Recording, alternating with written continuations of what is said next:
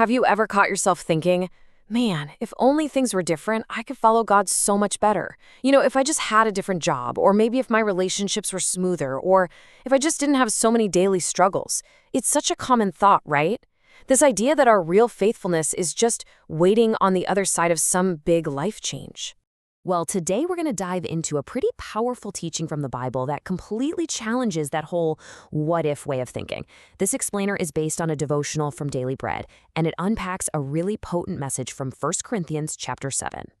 So here it is. This is the core principle, right from the Apostle Paul in verse 17. Each person should live as a believer in whatever situation the Lord has assigned to them. This one sentence, you guys, is the bedrock for everything we're about to unpack. It's not about changing your situation to fit your faith. It's about living out your faith exactly where you are.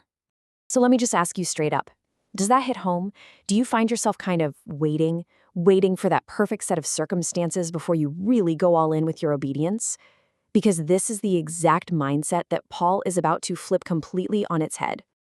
And this brings us to the first huge lesson from this passage. There is purpose right in your place. The whole idea here is that God has a reason for where you find yourself, right here, right now. Now, to really get this, you have to understand the context. Paul was writing to people in the Roman Empire, where being a slave or a free person was this massive, life-defining reality. It dictated everything. And yet Paul says, hey, that outward condition, it literally doesn't limit your ability to follow God. And why not? Because what really matters is what's happening on the inside, your inward obedience. God's call in your life isn't on pause until you get that promotion or your problems magically vanish. His call is for today. And this is why this is so critical. It requires a total perspective shift.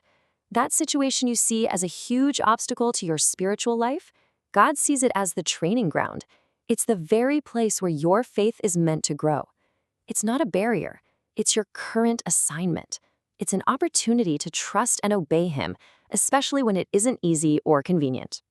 Okay, so that idea flows perfectly into our second key lesson, which really gets to the heart of why we can find purpose anywhere.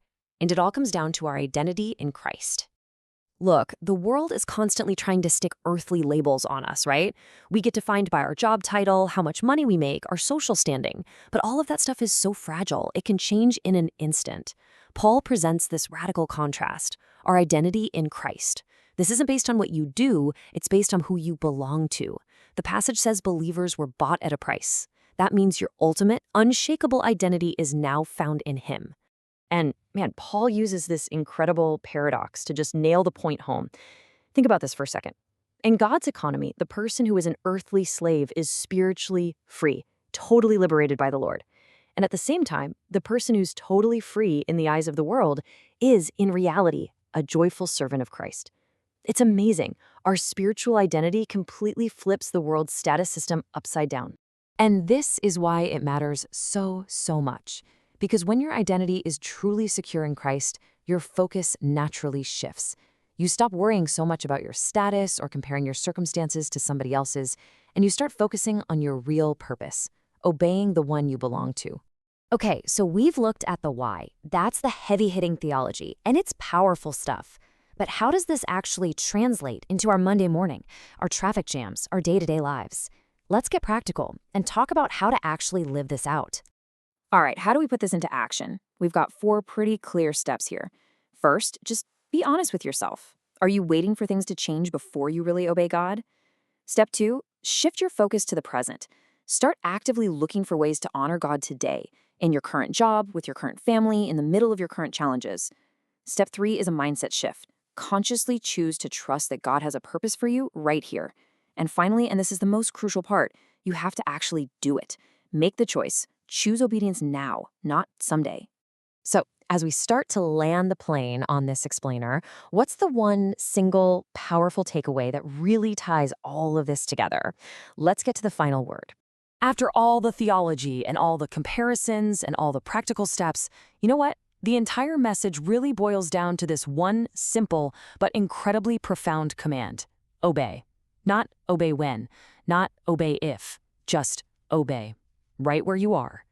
And Paul just seals the deal with this definitive statement in verse 19. Keeping God's commands is what counts. In the end, our circumstances, our status, all those worldly labels, they just fade in importance next to that simple truth. What truly, eternally counts is our obedience. So we're going to end with this question for you to take with you. It's not about dreaming of a different life. The real challenge, but also the real opportunity, is sitting right in front of you. In your current situation, right now, how can you live out your identity in Christ more faithfully, starting today?